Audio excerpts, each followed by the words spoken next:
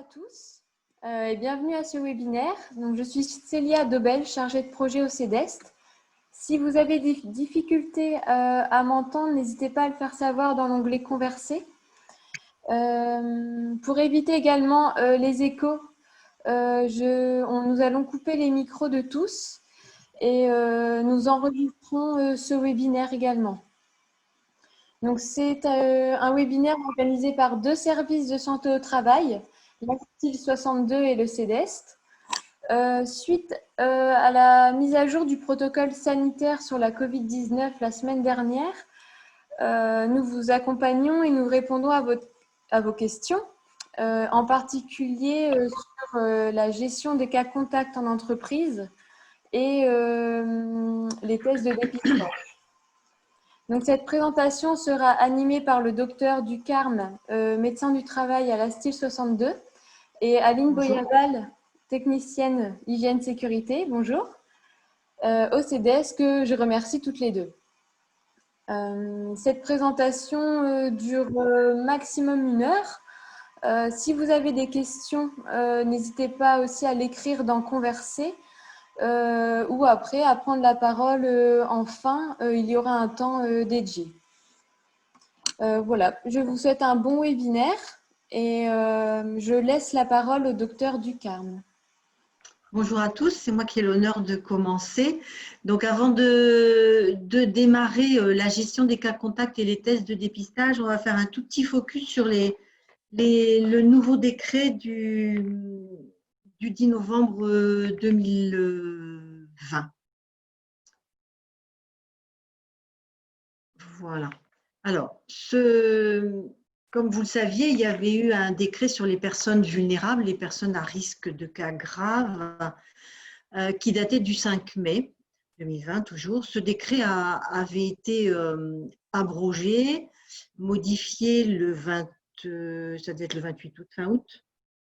On avait fortement restreint la liste des personnes vulnérables, puis après il y a eu des contestations au niveau, je crois, du Conseil d'État ou du Conseil constitutionnel, je ne sais plus bien. Et là, l'État est revenu et donc a remis un nouveau décret nous redonnant une liste de personnes vulnérables. On va voir cette liste après. Ce qui est important à savoir au niveau des entreprises, c'est que lorsqu'un salarié est sur cette liste de personnes vulnérables, il doit, sous réserve de conditions qui ont été précisées là par le législateur, il peut être mis en activité partielle sur un certificat établi par un médecin. Mais les conditions de travail, ce nouveau décret précise des conditions de travail qui sous-tendent que la personne pourra être ou pas en activité partielle. Nouveauté aussi, le médecin du travail peut être saisi par le salarié. Lorsque le salarié estime qu'il est en désaccord avec l'employeur, que l'employeur n'a pas mis en place toutes les mesures de protection renforcées pour lui permettre de travailler en toute sécurité s'il est vulnérable, eh bien le salarié peut saisir le médecin du travail. En attendant la décision du médecin du travail, le salarié va être placé en activité partielle et ensuite c'est le médecin du travail qui pourra décider si les conditions de travail en sécurité permettent aux salariés vulnérables de continuer à travailler. Voilà. On va passer maintenant au détail des salariés vulnérables. Alors, je ne vais pas reprendre la liste complète parce que vous retrouvez pour les petits paragraphes de A à K ce qui était déjà dans le décret du mois de mai, donc l'âge, les antécédents cardiovasculaires, le diabète non équilibré, des pathologies chroniques respiratoires, l'insuffisance rénale chronique, un cancer évolutif, l'obésité, avec un IMC supérieur à 30, une immunodépression, une cirrhose, un syndrome drépanocytaire, c'est un problème de globules rouges, être au 3e trimestre de grossesse, mais ce qui vient d'être ajouté, ce sont les personnes atteintes d'une maladie du motoneurone, d'une myasthénie, sclérose en plaques, maladie de Parkinson, enfin bon, surtout des maladies en fait d'origine neurologique. Voilà, mais sinon pour toutes les premières parties de cette liste, on retrouve ce qui était en place au mois de mai 2020. Voilà, vous pouvez passer à la diapo suivante. Voilà. Donc, les salariés vulnérables, donc à risque de forme grave, ils peuvent être placé en activité partielle sur prescription d'un médecin à 2 conditions. Un, évidemment, il faut qu'il fasse partie de la liste des salariés vulnérables. Deuxièmement, ils ne doivent pas pouvoir travailler en télétravail. Donc, toute personne qui peut travailler en télétravail ne sera pas mise en activité partielle. Ou bien, s'ils ne peuvent pas faire du télétravail, il faut que l'employeur mette en place des mesures de protection renforcées. Et là, le législateur a détaillé ces mesures de protection renforcées qui, si elles sont effectives dans l'entreprise, font que le salarié vulnérable va pouvoir travailler en présentiel dans l'entreprise. Donc, ces mesures de protection renforcées, c'est l'isolement du poste de travail, soit par un bureau individuel, soit par la mise en place de protection matérielle, ou bien faire en sorte que le salarié ait des horaires décalés avec les autres collègues. Alors, protection matérielle, c'est par exemple les parois en plexiglas. Il faut qu'il y ait dans l'entreprise mise en place d'une hygiène des mains renforcée, d'un port systématique d'un masque de type chirurgical, et ça c'est important pour les entreprises, il est bien précisé masque de type chirurgical et non pas masque de type grand public lavable. Ça c'est lorsque la distanciation ne peut pas être respectée ou que les gens travaillent en milieu clos. Si bien sûr le salarié a un bureau individuel, on en revient à la possibilité pour le salarié, puisqu'il est tout seul, de ne pas porter son masque, mais il devra le porter lorsqu'il sortira de son bureau. L'employeur doit mettre en place, bien sûr, tout ce qui est gel hydroalcoolique, etc. Et ce qui est nouveau aussi, c'est la mise en place par l'employeur de masques toujours de type chirurgical pour tenir compte des trajets de domicile-travail en cas d'utilisation de transport collectif. L'employeur doit mettre en place, si possible, bien sûr, une limitation du partage du poste de travail. Ça, c'est pour les personnes qui travailleraient, par exemple, en usine ou voilà, en dehors de bureau. Il doit prévoir le nettoyage et la désinfection du poste de travail et de toutes les surfaces touchées par la personne, au moins en début et en fin de poste, et plus souvent lorsque le poste de travail est partagé. Et puis l'employeur doit adapter les horaires d'arrivée du salarié et de départ et des éventuels autres déplacements professionnels pour là éviter les horaires d'affluence. Voilà, donc si ces conditions-là sont bien précisées dans l'entreprise, une personne vulnérable, entre guillemets, peut travailler dans l'entreprise. Et l'arbitre, là, en quelque sorte, ce sera le médecin du travail qui, soit lui-même, soit avec l'aide de l'équipe pluridisciplinaire, pourra se rendre dans l'entreprise, vérifier que toutes les mesures sont bien mises en place par l'entreprise et décider ensuite si le salarié vulnérable peut travailler en sécurité ou pas. Et si le médecin du travail estime que le salarié ne peut pas travailler en sécurité, le salarié pourra bénéficier d'un certificat d'isolement. Voilà. Maintenant, c'est Aline qui va vous parler de tout ce qui est les cas contacts.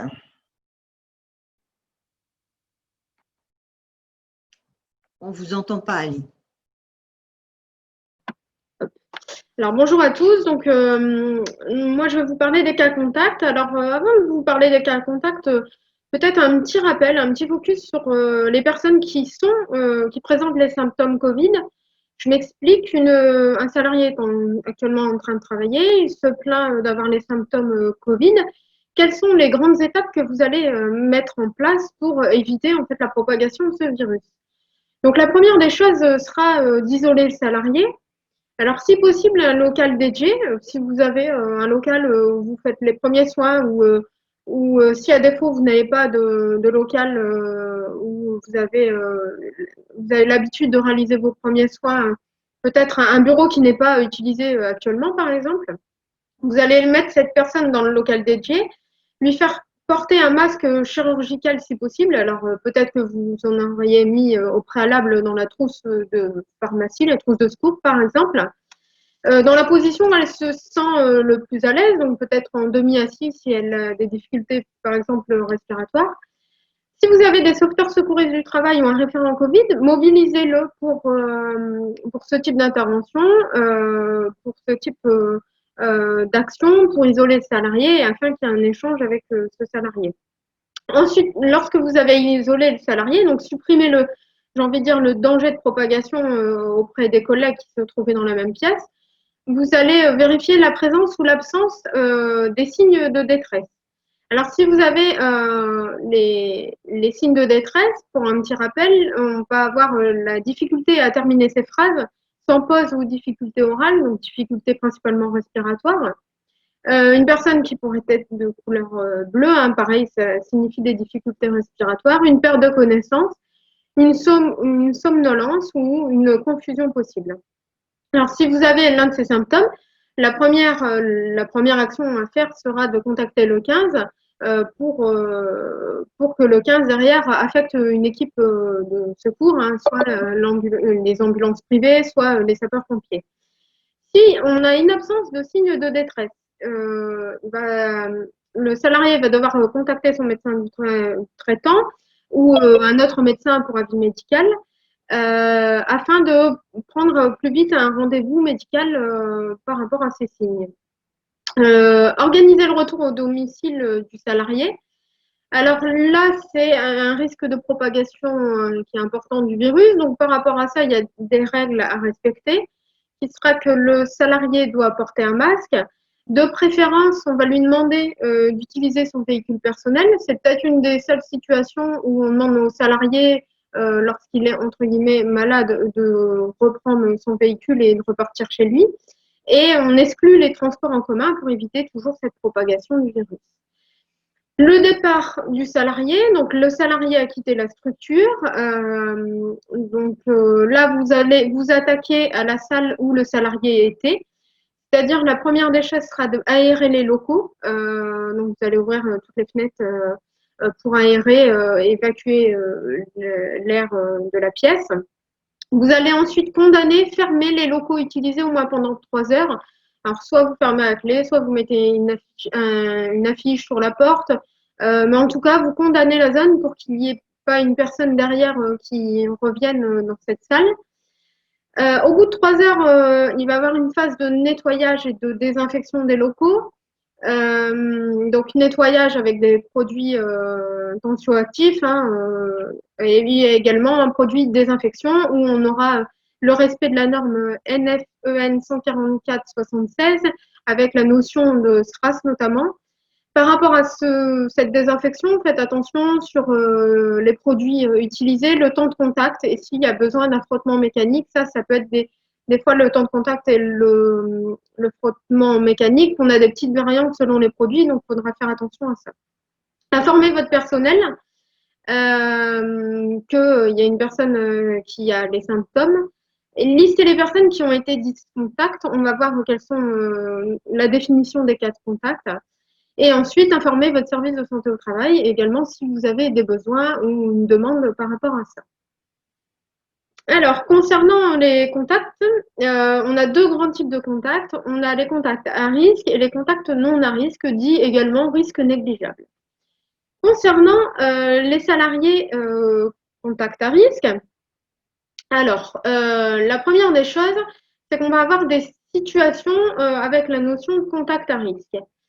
Alors, un contact à risque, c'est une personne qui aurait partagé, par exemple, le même lieu de vie. Le même lieu de vie, ça peut être soit un bureau, soit alors pour par exemple la journée, ou si c'est les plus grandes journées de travail, ou par exemple le lieu de la cantine ou le lieu où les personnes vont déjeuner. Contact direct à moins de 1 mètre en face à face, quelle que soit la durée. Donc ça, contact face à face est moins de 1 mètre. Donc on a la notion, on ne respecte pas le geste barrière, donc c'est une situation à risque, et ça aussi, quelle que soit la durée. Et on précise que la personne n'a pas de masque également. Dans toutes les situations, la personne n'a pas de masque. Partage d'un espace confiné pendant au moins 15 minutes face à face avec éternuement ou tout. Ensuite, on a tout ce qui est actes d'hygiène ou de soins. Donc, on pense notamment au personnel soignant, mais il y a d'autres types de personnes qui peuvent être sur cette notion d'actes d'hygiène ou de soins. 2 situations supplémentaires viennent s'ajouter à ces 4 situations qu'on voit au-dessus. Ça va être les élèves ou l'enseignement de la même classe scolaire. Donc, ça, c'est haute autorité au niveau santé. Et ensuite, à l'occasion d'échanges de matériel ou d'objets non désinfectés, donc je précise bien non désinfectés, donc ça c'est le ministère du Travail qui l'a ajouté, Et donc, ce type de matériel, ça pourrait être un chariot élévateur, par exemple. La marche à suivre par rapport à ces salariés contact à risque.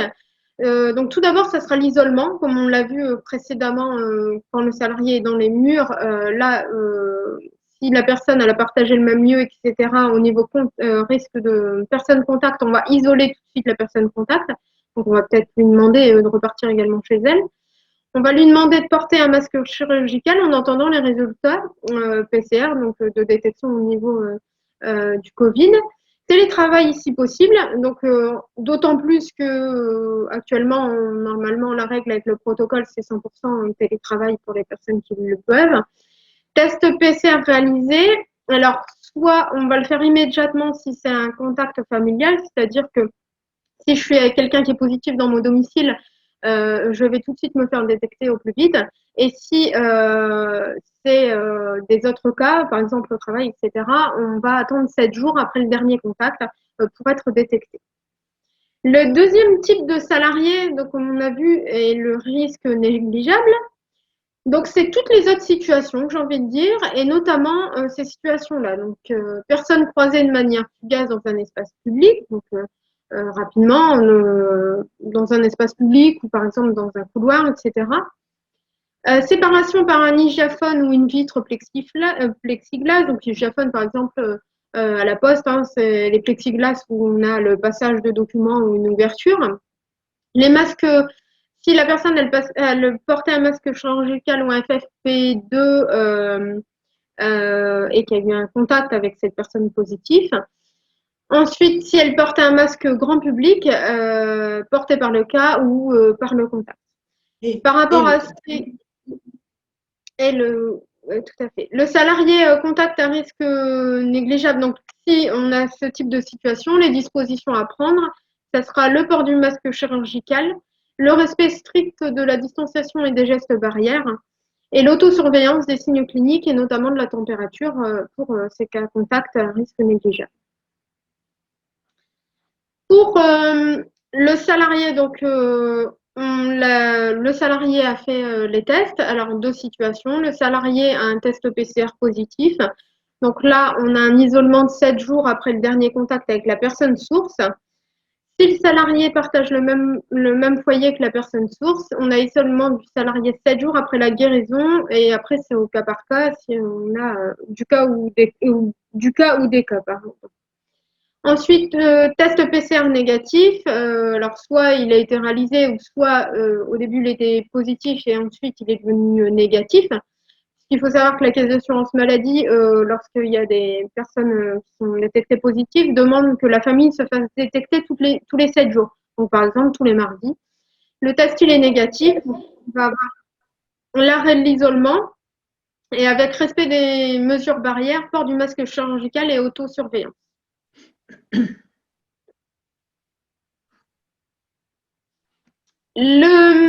La conduite à tenir lorsqu'un salarié vous informe d'être diagnostiqué test positif au niveau du Covid. Donc, on a deux situations, on a deux types de salariés, comme deux types d'individus. On a les symptomatiques et les asymptomatiques.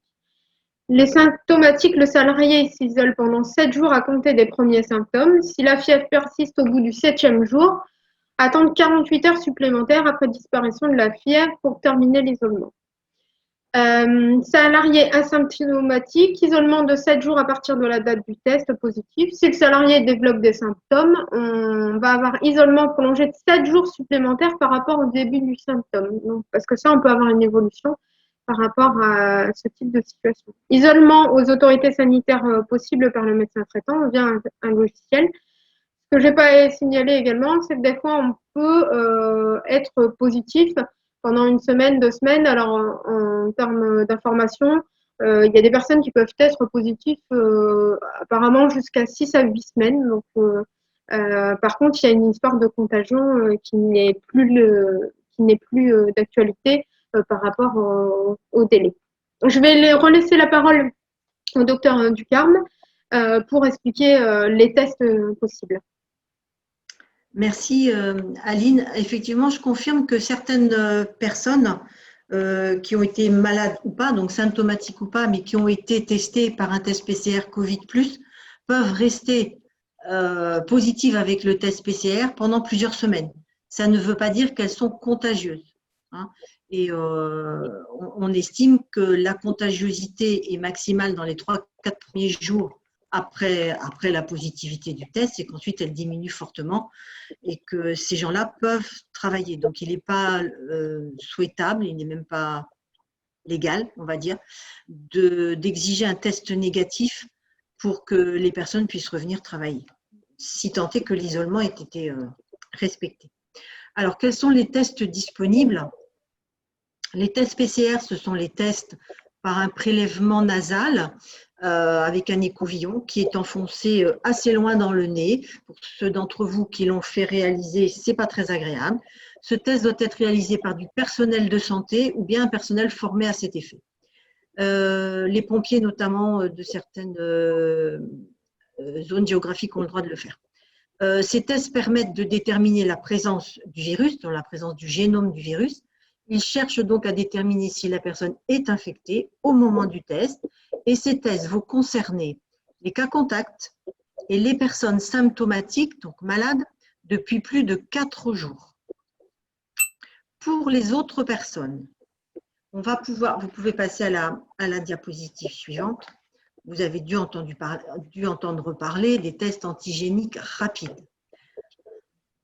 Ces tests antigéniques, ils permettent de détecter les antigènes que produit le virus. Ils cherchent aussi à détecter si la personne est infectée au moment où on fait le test.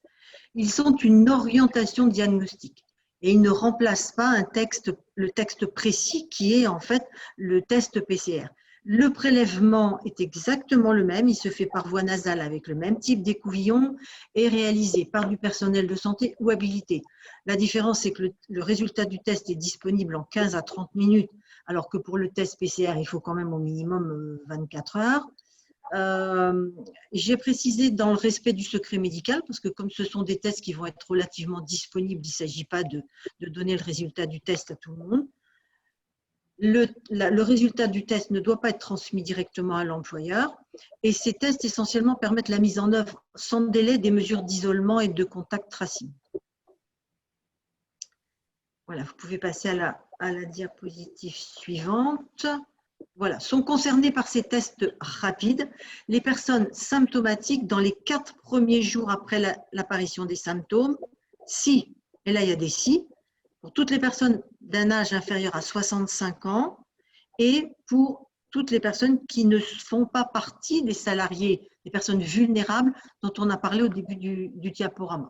Donc, on exclut toutes les personnes à risque de forme grave et toutes les personnes de plus de 65 ans. Les personnes asymptomatiques peuvent bénéficier de ces tests antigéniques à condition qu'ils ne soient pas des cas contacts et qu'ils ne soient pas des personnes détectées au sein d'un cluster. Donc, on va utiliser ces tests antigéniques rapides dans le cadre d'objectifs collectifs ciblés, par exemple les établissements d'enseignement supérieur, les aéroports, les personnels des EHPAD et les établissements pénitentiaires, par exemple. Voilà. Donc, on est bien dans les tests antigéniques, j'insiste, parce qu'ils ne vont vraiment pas être utilisables partout, ni par tout le monde. On est pour les personnes qui auraient des signes, soit une toux, soit de la fièvre, soit des courbatures, mal partout, dans les 4 premiers jours uniquement et pour des personnes non vulnérables et pour les personnes asymptomatiques, c'est essentiellement des dépistages collectifs ciblés. Voilà. J'ai vu qu'il y avait beaucoup de questions. Alors les outils sources, voilà nos outils sources. Il y a des sites qui sont quand même très bien faits, sur lesquels vous pouvez avoir plein de réponses avec des fiches questions-réponses. Voilà. Et puis il y a le site Amélie aussi, où il y a des informations intéressantes. Ils ont parfois 24 à 48 heures de retard sur les textes, donc il faut faire un petit peu attention.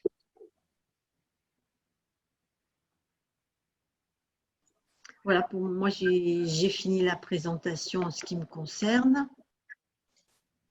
Merci, docteur Ducarme. Il y avait beaucoup de questions. Aline. Il y a effectivement beaucoup de questions. La première était dans le cas où un salarié ne souhaite pas effectuer un dépistage au niveau des cas contacts. Ça, c'était la première question au tout début de votre présentation. Oui. Un employeur ne peut pas obliger un salarié à effectuer un test de dépistage. Ça, c'est clair. Après, tout va aller dans le dialogue avec le salarié. S'il y a un contact certain et que c'est un contact à risque, c'est-à-dire qu'on a vu les cas tout à l'heure, le salarié concerné ne portait pas de masque, etc. Dans ce cas-là, il faut qu'il se mette en isolement. Mais il n'y a pas de… C'est une position délicate pour l'employeur, mais l'employeur ne peut pas obliger un salarié à faire un test. D'accord. Voilà. Donc, même s'il s'isole, est-ce qu'on ne peut pas non plus l'obliger à repasser un test, par exemple PCR, avant sa reprise? Non. On peut lui conseiller, si vraiment il ne faut pas faire de test, on peut lui conseiller de s'isoler 7 jours. Puisque dans ce cas-là, on revient à ce qui est préconisé, isolement de 7 jours, qu'il soit symptomatique ou pas, on rentre après les 7 jours dans une période où la contagiosité est vraiment très faible. Voilà. Les personnes qui resteraient contagieuses après ce délai de 7 jours, ce sont les personnes qui sont très infectées, et donc c'est beaucoup des personnes qui sont hospitalisées parce qu'elles ont des formes de risque graves. Voilà. Elles ont ce qu'on appelle une charge virale importante. Voilà. Donc la personne qui est sur ses deux jambes, qui respire normalement, etc., on considère que 7 jours, c'est un délai suffisant pour l'isolement. D'accord. Une autre question là, concernant plutôt les salariés vulnérables. Donc, nous savons que, on va dire que le télétravail doit être privilégié à chaque fois que cela est possible. Mais si un salarié vulnérable ne souhaite pas faire de télétravail? Il y a des questions pièges aujourd'hui. Écoutez, dans ce cas-là, toujours pareil, c'est le dialogue. Voilà, ils ne souhaitent pas faire du télétravail, on peut peut-être transiger, dire vous ferez du télétravail un certain nombre de jours par semaine et le reste du temps, souvent les personnes qui peuvent être en télétravail, ce sont des personnes qui ont un travail administratif, qui travaillent dans un bureau, alors à l'employeur de mettre en place au niveau matériel du bureau les bonnes conditions pour que cette personne puisse travailler avec les mesures de protection renforcées. Voilà. Je n'ai pas d'autres réponses. Souvent, en dialoguant beaucoup avec le salarié, on y arrive. Après, il y a la porte médecin du travail aussi. C'est-à-dire que l'employeur est embêté, il envoie le salarié au médecin du travail et le médecin du travail, il utilise toute sa persuasion pour trouver une solution. Voilà. Très bien, merci. Autre question, est-ce une obligation de mettre en chômage partiel ou y a-t-il le choix de le mettre en arrêt maladie? Pour un salarié vulnérable. Là, je ne sais pas s'il n'y a pas de précision, mais s'il y a 2 cas, vous pouvez peut-être expliquer. Un salarié, les personnes qui vont bénéficier d'un arrêt maladie sont les personnes malades, les personnes qui ont des symptômes. Voilà. Un salarié vulnérable, il a un certificat d'isolement, sauf s'il est malade. Voilà. D'accord. Alors, je sais que par expérience, par vécu, il y a des médecins généralistes qui sont pas autant au courant que nous de tout ce qui est législatif et réglementaire. Et quand c'est une personne vulnérable, ils vont mettre la personne en arrêt maladie. Voilà. Mais en principe, le certificat d'isolement suffit. Donc, qui dit certificat d'isolement dit activité partielle, chômage partiel. D'accord. Justement, vous parliez qu'on pouvait aussi se tourner vers le médecin du travail si on avait aussi un salarié par exemple, qui refuse de faire du télétravail ou autre. Là, j'ai une question, c'est en attendant la réponse du médecin du travail, que doit-on faire? Je ne sais plus si c'était vraiment en lien avec ça, mais en tout Non, cas, je crois que c'était, parce que j'ai regardé pendant qu'Aline parlait, je pense que c'était en attendant que le médecin du travail vérifie que les mesures de protection renforcées étaient correctes. Et dans ce cas-là, en attendant, le salarié est en isolement.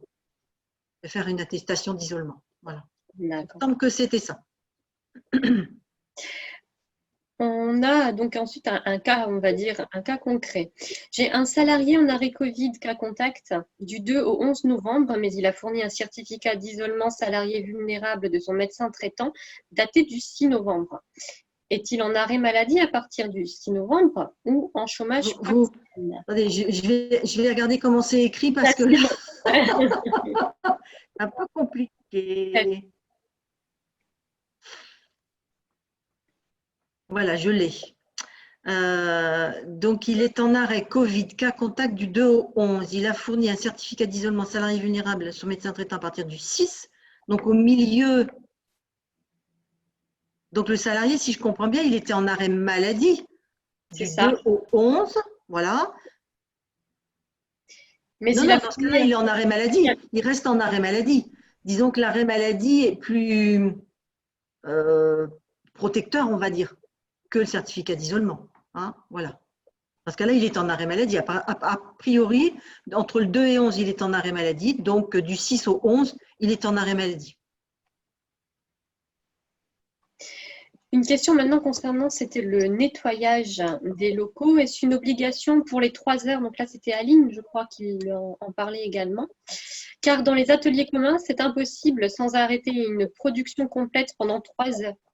Ne peut-on pas nettoyer de suite la zone? Alors, souvent c'est compliqué parce que c'est vraiment là une question de terrain. En fait, tout va dépendre de la taille de l'atelier, de la ventilation de l'atelier. Est-ce que c'est un atelier qui a des fenêtres dont on peut ouvrir les fenêtres? Est-ce que c'est un atelier qui est clos? Si on ne peut vraiment pas arrêter la production, je dirais dans ce cas-là, effectivement, nettoyer la zone, aérer.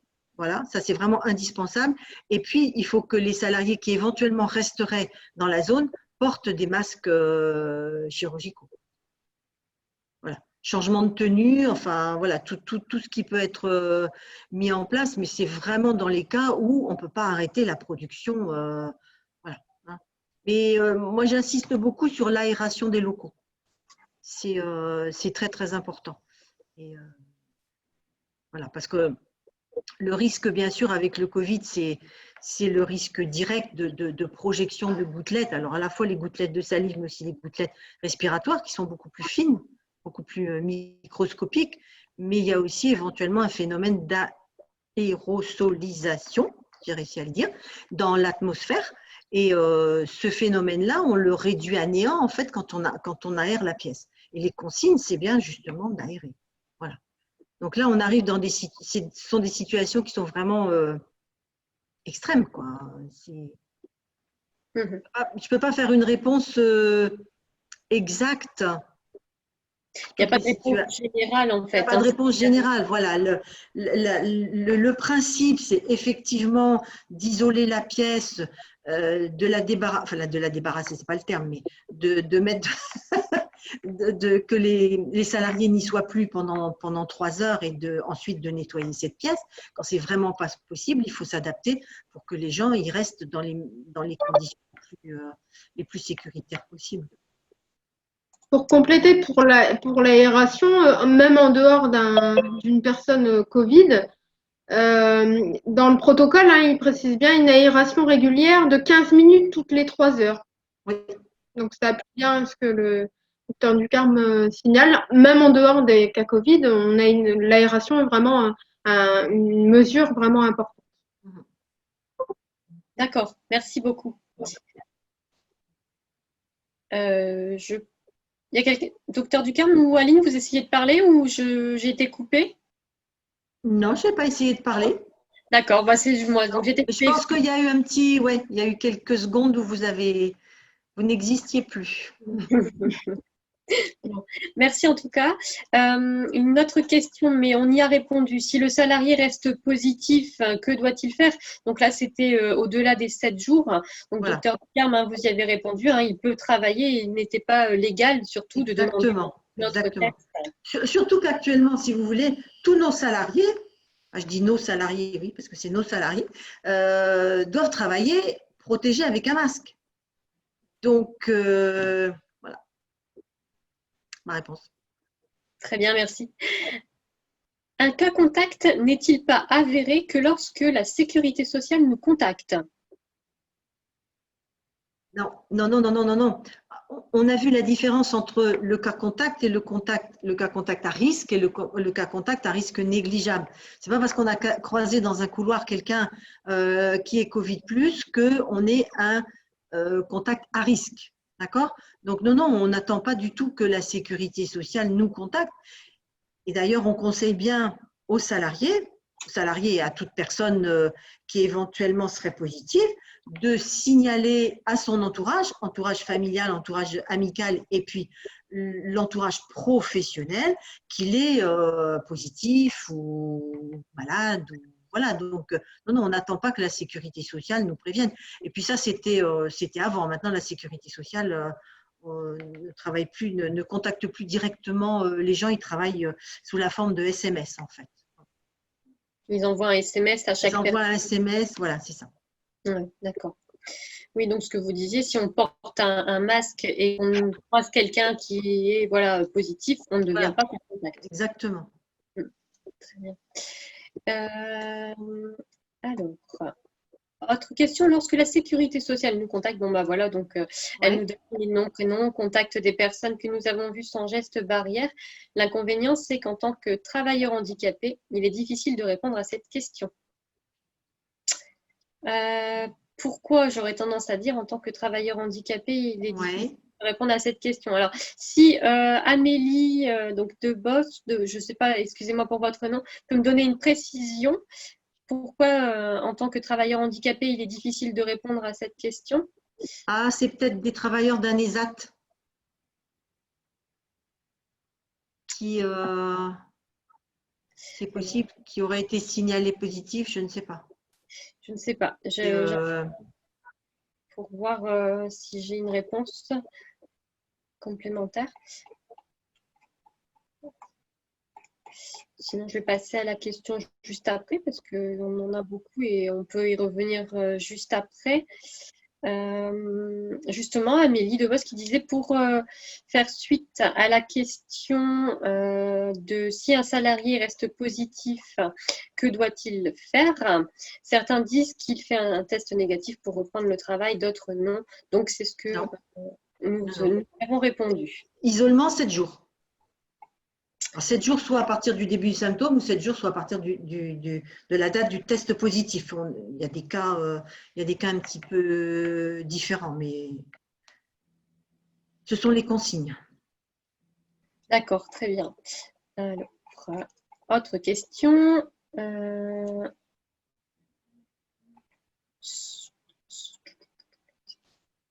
Si un salarié cas contact ne souhaite pas se mettre en isolement 7 jours, peut-on l'obliger à le faire? Donc là, on parle de l'isolement. On en a parlé. On en a un petit peu parlé au départ.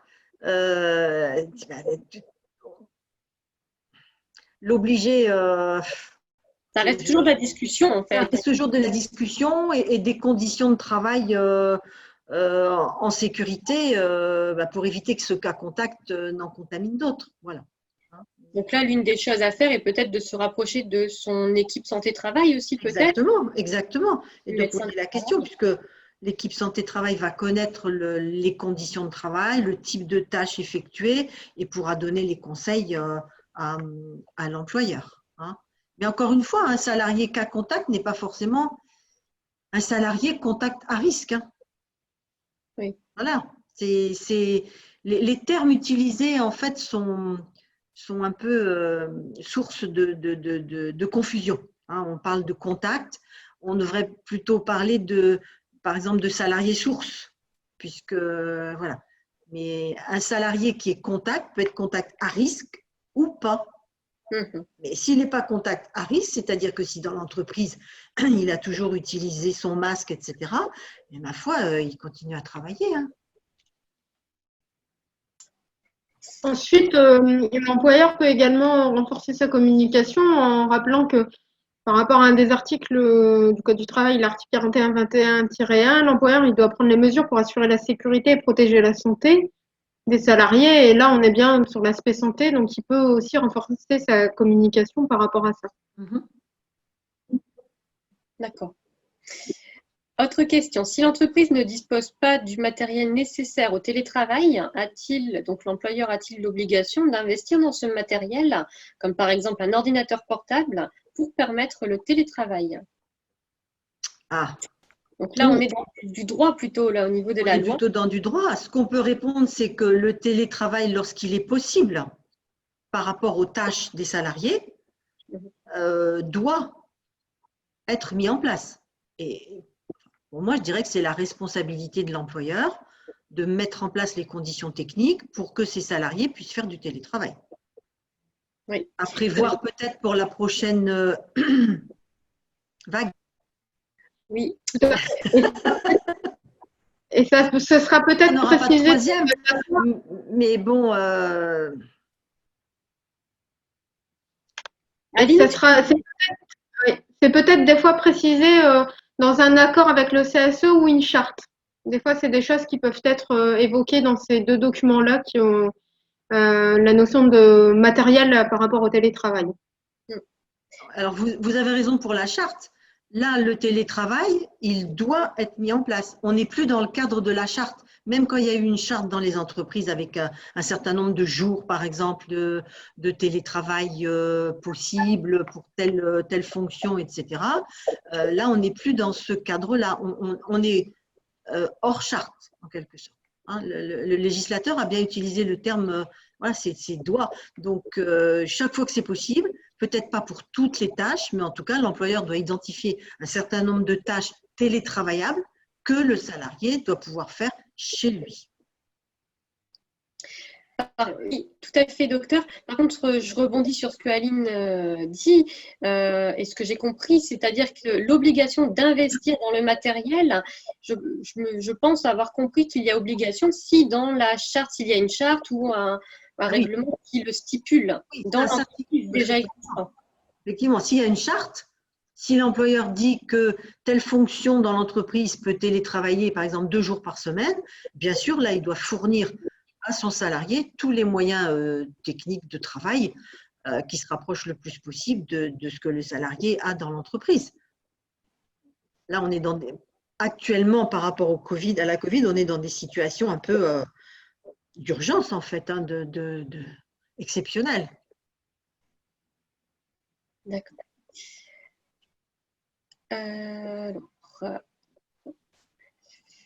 Alors là, j'ai quelqu'un qui me dit c'est pour un salarié vulnérable avec certificat d'isolement, Euderolé, mais alors je ne sais plus quelle était la... Je pense que c'est une dame pour qui on a déjà fait une réponse. Et oui. Voilà, c'est ça. Il n'y a plus de la question. Ouais.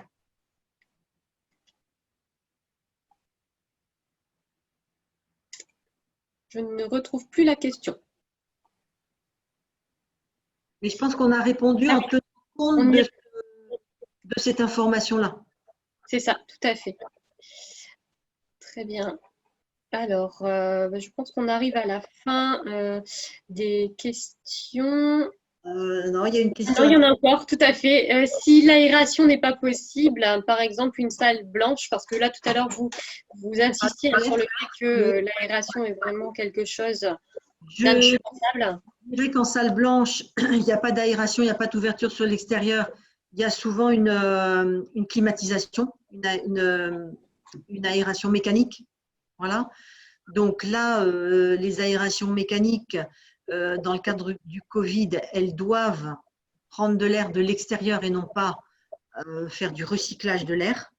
Mais là, dans un cas comme ça, moi je dirais que là, c'est un cas où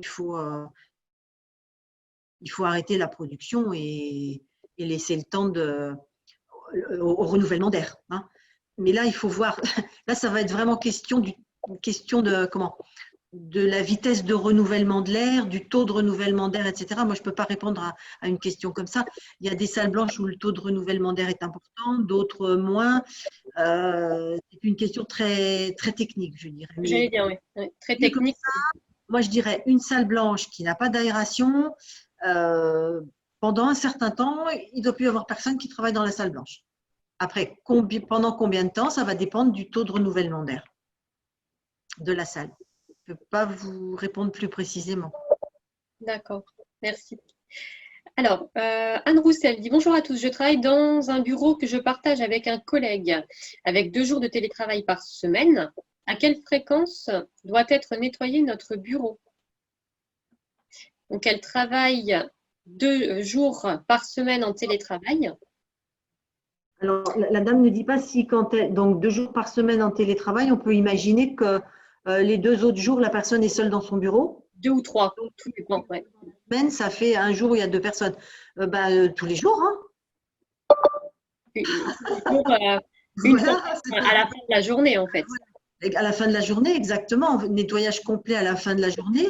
Et puis, chacun doit avoir sur sa table de travail des lingettes, du gel hydroalcoolique, de quoi nettoyer son clavier, etc. Si ce sont des claviers partagés, par exemple. Et là, la dame ne dit pas si chacun a son poste de travail. Je pense oui, parce qu'elle partage le bureau. Le bureau, oui, mais le bureau, ça peut être la table de travail. Voilà. Alors, oui. si c'est le bureau, si elle partage effectivement son bureau, sa table de travail, ça veut dire que la personne qui utilise le bureau, table de travail et outils informatiques, souris, etc., doit, à la fin de son poste de travail, nettoyer son poste de travail, clavier, souris, surface du bureau, accoudoir de fauteuil, voilà. Tout ce qu'elle touche. Tout ce qu'elle touche, voilà. D'accord. Au niveau du nettoyage des sols, une question justement. Le nettoyage des sols à l'eau javelisée est-il suffisant? Alors, l'eau de javel. Oui, il y a eu beaucoup de choses de dites sur l'eau de javel. Plusieurs années, on faisait beaucoup d'efforts pour que l'eau de javel soit retirée des entreprises parce que ce n'est pas un bon désinfectant. Il se trouve que, et puis c'est dangereux quand c'est mélangé à d'autres produits. Il se trouve que là, l'eau de javel est effectivement efficace sur le Covid. L'eau de javel, pas le vinaigre, hein, l'eau de javel. Donc, l'État a dit qu'on pouvait nettoyer à l'eau javelisée. C'est possible, c'est efficace sur le Covid. Je pense néanmoins qu'il y a plein d'autres nettoyants ménagers banals, voilà, qui sont efficaces sur le Covid. Et les médecins du travail, les assistantes, enfin, ne sont pas favorables à ce qu'on réintroduise l'eau de javel dans les entreprises. Voilà. Donc, je ne vais pas faire de publicité, mais pour nettoyer les sols, du Vigor ou du Mire pour les sols, c'est très, très bien. Voilà. Merci. On se méfie beaucoup de l'eau de javel. Alors, on revient sur le cas des personnes vulnérables. Si une personne est vulnérable, mais qu'elle ne souhaite pas se faire connaître en tant que telle, afin de pouvoir continuer à travailler, que doit faire l'employeur? Ce qui sous-entendrait que l'employeur sait que la personne est vulnérable. Voilà. Si la personne ne souhaite pas se faire connaître, en fait, c'est que l'employeur ne doit pas être au courant, théoriquement. Voilà. Après, c'est du médical. Voilà. Donc, je dirais que là, c'est la case médecin du travail. Médecin du travail. Très bien. Je serai l'employeur, j'enverrai cette personne parce que l'employeur, c'est peut-être par des moyens détournés, parce que quelqu'un lui en a parlé, un autre collègue, etc. Donc, dans ce cas-là, il envoie la personne voir le médecin du travail. C'est le médecin du travail qui, au vu du côté médical de la santé de la personne, dira si la personne peut rester ou pas. D'accord. Alors, nous avons… là, on revient sur la question que vous savez qu'on a passée au niveau des salariés handicapés. J'ai la personne qui me répond qu'il s'agissait d'une question pour l'obligation du chômage partiel ou arrêt maladie salarié vulnérable.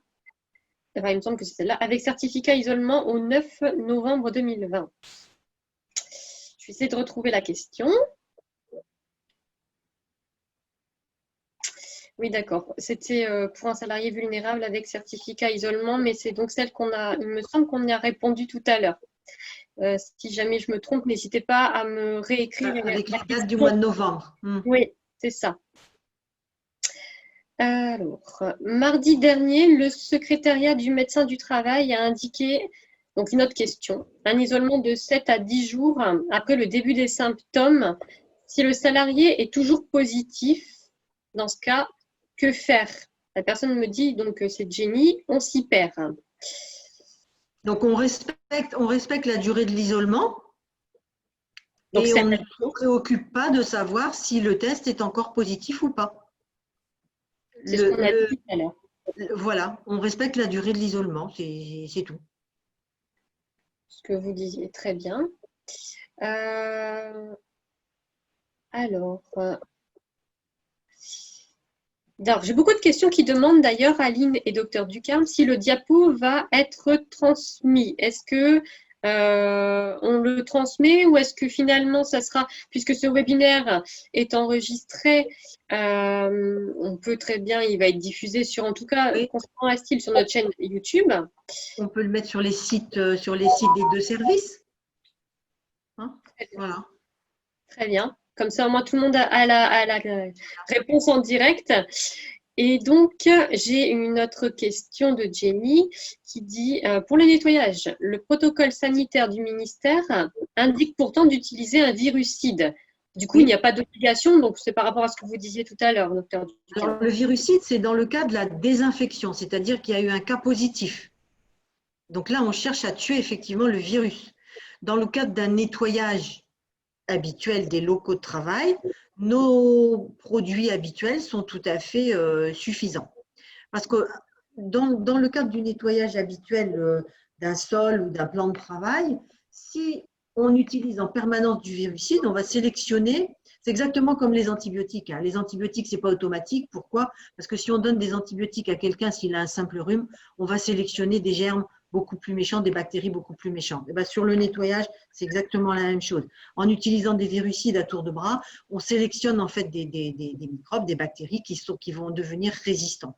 Donc, les virucides, c'est pour le cas où il y a eu, on a une suspicion, où on est certain qu'il y a eu quelqu'un de malade ou contact à risque, etc., qui a été dans l'entreprise. D'accord? Le nettoyage habituel, c'est le nettoyage habituel avec nos produits ménagers habituels. Voilà. D'accord, très bien. Et donc, juste la dernière, c'était la précision concernant la personne vulnérable qui ne souhaite pas se faire connaître en tant que telle, afin de continuer de travailler, que doit faire l'employeur? J'ai eu une précision de VK Broy qui me dit, en fait, par exemple, s'il s'agit d'une personne obèse, mais comme vous l'avez très bien dit, il suffit que l'employeur fasse une demande auprès du service de santé au travail. Exactement. Parce que la personne obèse, effectivement, c'est visible. Quand c'est une grande obésité, c'est visible. Et dans ce cas-là, on peut comprendre que l'employeur soit embêté, puisqu'il ne trahit pas le secret médical, puisqu'il voit bien que la personne est en surpoids ou est obèse. Dans ce cas-là, il demande l'avis du médecin du travail. Voilà. Et encore une fois, si la personne peut travailler dans toutes les bonnes conditions de sécurité, il n'y a pas de raison qu'elle soit en isolement. Très bien. Donc, nous arrivons cette fois-ci à la fin des questions. Je vous remercie tous. Juste parce que on a eu des questions un petit peu au niveau aussi de la loi avec l'obligation employeur, etc. Juste pour vous informer que nous allons faire aussi au mois de décembre, vous recevrez également une invitation, un webinaire avec également une partie sur les obligations de l'employeur qui aura lieu normalement le 11 décembre, mais on vous enverra tout ça. Voilà. C'était juste pour vous indiquer que vous le sachiez également.